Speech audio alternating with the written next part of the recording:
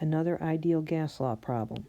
In this case, we have propane, and again, it doesn't matter what the identity of the gas is.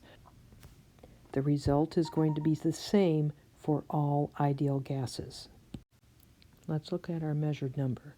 We have 6 grams of the gas, so we're going to have to convert this to moles. 27 degrees Celsius, so we have to convert this to Kelvin. All right, so we're going to use the ideal gas law.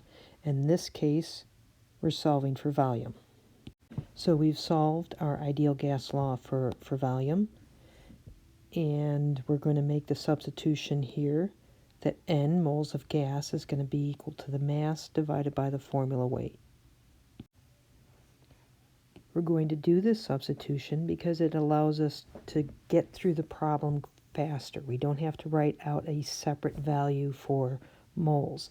When you move on to general chemistry, time is going to be a factor, so you want to develop the habits that are going to save you some time. You don't need to do it this way. This is just my suggestion. So mass divided by formula weight is going to give us moles. Now we carry out the rest of the calculation. All right, so here's our setup.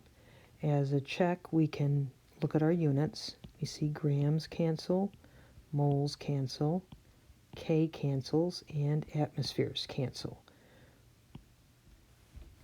The surviving unit liters is what we want to express volume.